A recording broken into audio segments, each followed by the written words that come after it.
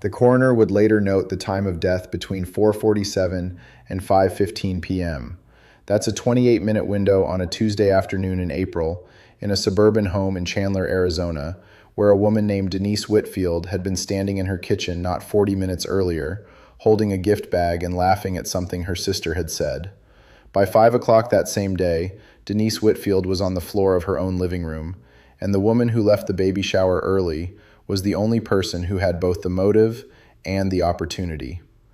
My name is Danny Cruz, and this is a case where the timeline does most of the talking. If you're new here, subscribe and drop your thoughts in the comments. I read every one. What I'm about to walk you through is not a theory. I have the 911 call timestamp. I have the dispatch log. I have the Maricopa County Sheriff's Office incident report, the coroner's initial findings, and the witness statements from 11 people who were at that baby shower. The documents don't lie. They just don't explain everything, and that's where the story gets complicated. Let me show you what the documents actually say. Denise Whitfield was 31 years old. She worked as a dental hygienist. She was 5 months pregnant with her first child, a girl, and she was hosting a baby shower for her sister-in-law, a woman named Tanya, who was married to Denise's older brother, Marcus. The party started at 2 in the afternoon. By 3:40, the guest of honor had left. By 5:02, a neighbor had called 911 to report a woman screaming at the house next door. The call lasted 47 seconds before the line went silent. I need to pause right there because that 47-second window is where the entire case pivots. When investigators arrived, they found Denise in the living room. She had sustained blunt force trauma to the head. There was blood on the mantel. There was blood on the carpet, and the front door had been forced open from the outside, which meant someone had come back after leaving.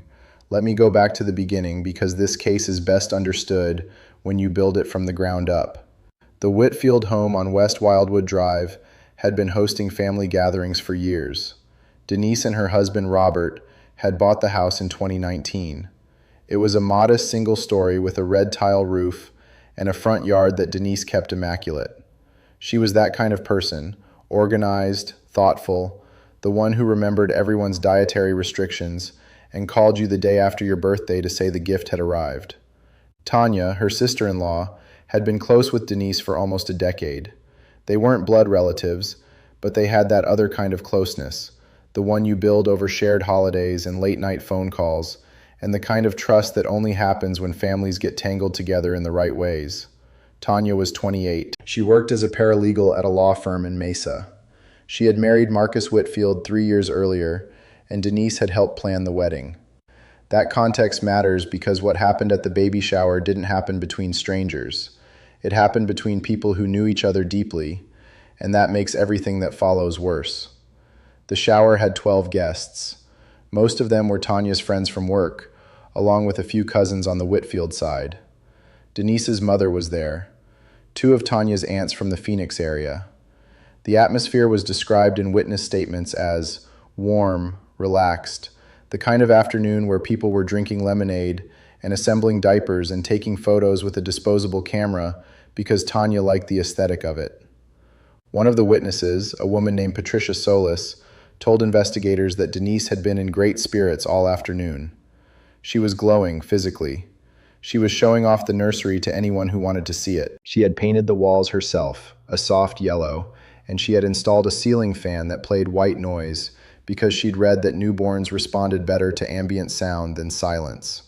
At approximately 3:15 p.m., a woman named Carla Restrepo made a comment about Denise's weight. Carla was Tanya's coworker. She had been at the firm for 8 months. She was not close to Tanya. They were friendly in the way that people who share a workspace are friendly, and she had been invited to the shower because Tanya's actual circle of friends was smaller than the guest list implied. Carla was described by multiple witnesses as the kind of person who spoke without checking whether what she was about to say was something that should be said. The witness statements use words like tactless and oblivious and, in one instance, deliberately careless. According to the report, Carla looked at Denise and said, at the dining table, with approximately 9 people within earshot, "Wow, you've really popped, huh?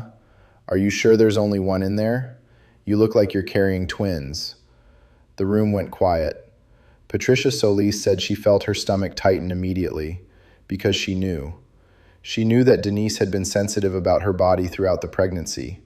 She had mentioned it to Patricia at a grocery store 2 weeks earlier, that she felt like she was ballooning, that her husband had made a comment about how much food was in the house, and she had taken it personally even though she was fairly sure he was joking. The files don't tell us what was going on inside Denise Whitfield's marriage, but they tell us what was going on inside her head. And sensitivity about weight during pregnancy is not a small thing. It's not nothing. Denise smiled. The smile was described by 3 separate witnesses as tight or forced. She said something along the lines of, "Yep, just one in there," and took a sip of her lemonade. The moment passed. People went back to their conversations.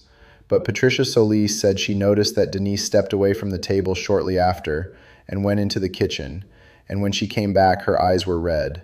The party continued. The diaper raffle happened. Someone made a joke about a baby name generator, and everyone laughed. The atmosphere recovered because that's what atmospheres do. They fill back in after a crack. But Carla Restrepo was oblivious to all of it, because Carla Restrepo was, by all accounts, oblivious to everything that wasn't directly about Carla Restrepo. She stayed at the party another 20 minutes, helped herself to a second slice of cake, and left at approximately 3:40 with a gift bag and a baby shower favor, and no idea what she had set in motion. At 3:42 p.m., Denise Whitfield announced that she wasn't feeling well and needed to lie down. She told Tanya this quietly, at the edge of the kitchen. Tanya told investigators that Denise seemed upset but not distressed, not in the way that suggests something catastrophic is about to happen. Upset in the way that a person is upset when they've been embarrassed in front of people they care about and they need a few minutes to collect themselves.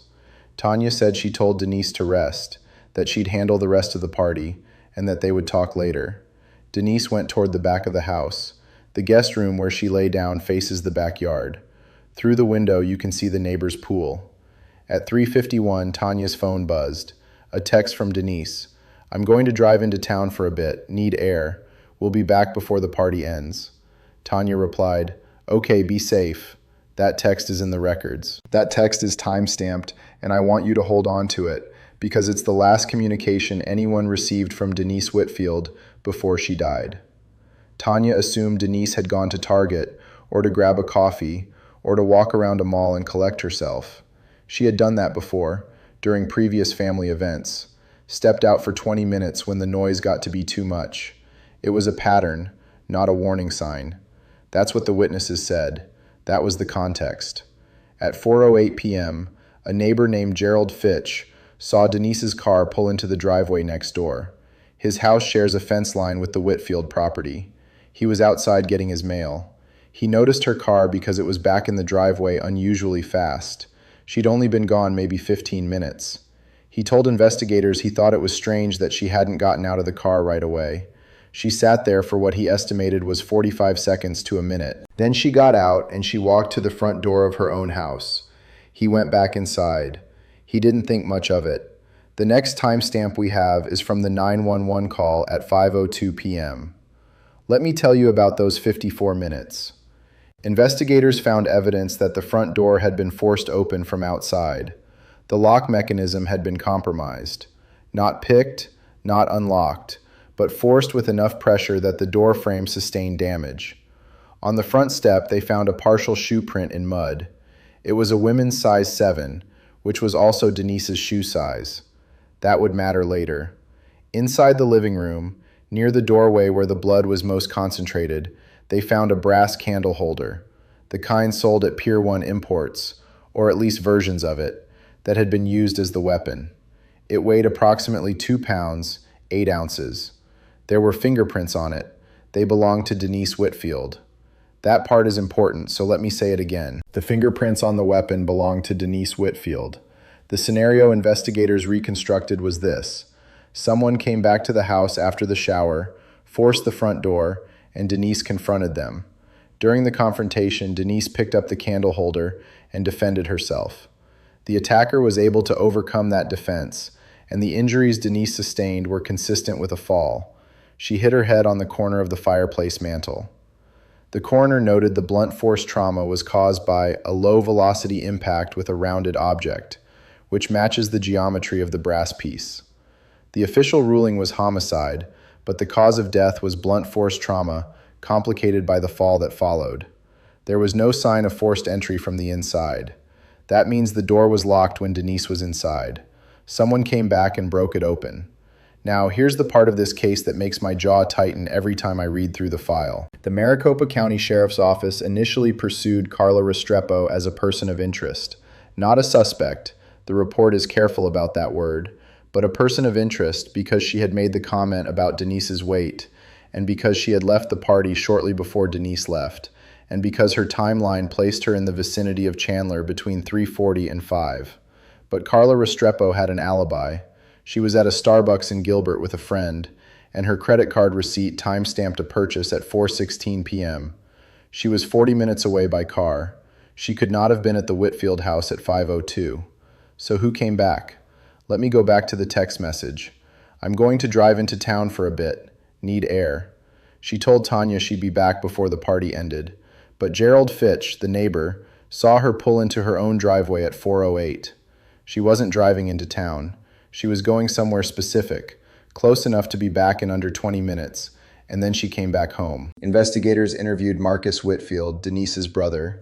He was at the shower until approximately 4:30 and then left to pick up a cake order. He said he had no knowledge of anything unusual. He said Denise had seemed fine when he saw her at the party. He said he couldn't think of anyone who would want to harm his sister. Investigators also interviewed Robert Whitfield, Denise's husband. He was not at the shower. He was at work until 5:30, his employer confirmed. His timeline was clean. His alibi was solid. He was not a person of interest. He was not a suspect. The file notes him and moves on. But here's what the file doesn't note, and what I found in the civil filing from 2 years later. Denise Whitfield had filed for divorce in January of the same year. The filing was voluntary. The grounds were listed as irreconcilable differences. Robert Whitfield had filed a counter-petition in February. The divorce was ongoing at the time of the shower. They were living in the same house but maintaining separate bedrooms. The civil file noted that there was a dispute over the house. Robert wanted to keep it, Denise wanted to sell and split the proceeds. They had been married for 6 years.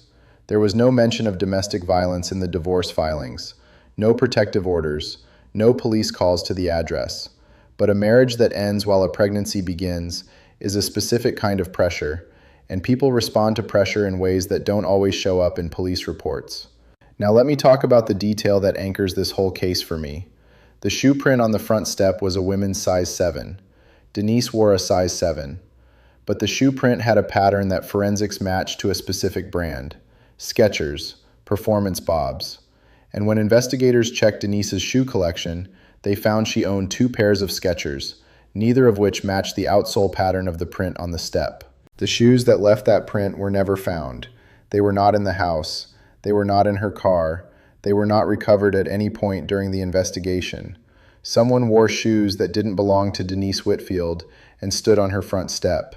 Or someone wiped the shoes she was wearing and left an impression that didn't match what was in her closet. The forensic report leaves both possibilities open. The weapon also complicates things. A brass candle holder from Pier 1 Imports, purchased at a Chandler store in 2021. Denise had a receipt for it. She bought it herself as a housewarming accent piece. It sat on the mantle for 2 years without incident, and then on the day of the shower, it became a weapon, and the prints on it belonged to Denise Whitfield. The most logical reading of that evidence is that Denise picked it up in self-defense. She was inside her own home. Someone forced the door. She grabbed the nearest heavy object. The attacker overpowered her, she fell, and the impact killed her. That is what the physical evidence points to. But who was the attacker? Here is what I know, and I want to be precise about it because precision is the only thing I have to offer. The person who came back to that house did so with knowledge of 2 things. First, that Denise was inside alone, and second, that the front door was accessible. The forced entry tells us this was not a casual visit. Someone drove back or waited nearby and broke the lock. That takes intent. That takes planning. That is not impulsive. And yet the DNA score on this case, this is where the authority anchor comes in. The DNA of the investigation was a 22 out of 100 on the Gancho scale. Crime of impulse. This was someone who left the shower and came back to kill. The gancho tells me the impulse was the killing, not the decision to return. Someone at that shower said or did something that created a reaction in another person, a reaction that escalated within minutes from insult to premeditation. But Carla Restrepo didn't do it. Her alibi clears her. Let's talk about the person who could have done it. There was a man at the shower. I have redacted his name in this script because he was never charged, never arrested, and the investigation was closed without a suspect. But he was there. Multiple witnesses placed him near the dining table when Carla made the comment about Denise's weight. He laughed. One witness described it as a laugh that didn't belong there, too loud, too sudden, directed at Denise in a way that felt like a cue rather than a reaction. That witness was Patricia Solis.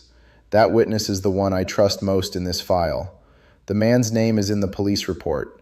He was Tanya's friend. He had come with Carla Restrepo. He left the party at approximately 3:55, 15 minutes after Carla. He told officers he had a prior engagement and couldn't stay. His timeline was not fully verified. His credit card receipt didn't place him anywhere. His alibi was self-reported. I am not going to say he did it. I don't have a badge, I have documents. But I am going to say that the investigation was closed without exhausting the most obvious leads. And I am going to tell you why that happens in cases like this. When a homicide occurs in a suburban home, during a family event, involving a pregnant woman, the pressure on the investigating department is enormous. The public attention is enormous. And when the evidence points towards someone within the social circle, someone who came with a guest, who is not a blood relative, whose alibi is unverified, the path forward is expensive and uncomfortable. It requires warrants. It requires interviews that people don't want to give. It requires saying out loud that the person who did this might have been someone's friend. The Maricopa County Sheriff's Office closed this case in August. The file says, insufficient evidence to pursue prosecutable suspect. The file says the investigation remains open pending new information. That language is a specific kind of nothing. It means they stopped looking. Denise Whitfield was buried in a lot in Chandler. Her daughter was born 3 months after she died. She was named after her mother, Denise Marie Whitfield II. She was raised by Robert Whitfield, who moved to Tucson the following year, and who has not, to my knowledge, spoken publicly about the case since. I think about that text message often. I'm going to drive into town for a bit, need air. She told her sister-in-law she'd be back before the party ended. She didn't go into town. She went somewhere close, somewhere she thought was safe enough to walk into alone. And someone was waiting. Someone had gone back before her, or was already there, or followed her home. I don't know who killed Denise Whitfield, but I know she didn't die in an accident. I know someone broke into her house and caused her death, and the investigation walked away from the question before it had answered it. That is not justice. That is a closed file sitting in a drawer, and it is the reason I do this work. The question I keep coming back to, the one I want to leave you with, is this. Do you think whoever came back to that house planned it before the shower? Or did the comment about her weight set something off that turned a person in that room into a killer within the hour? Because those are two very different crimes. One is premeditated, one is impulse. And the people who investigate these cases will tell you that impulse killers are harder to catch, harder to prosecute, and often harder to predict. They will also tell you that the difference between the two matters enormously in a courtroom, and that the evidence in this case was not enough to make that determination. So the file stayed closed. Drop your thoughts in the comments. I read every single one.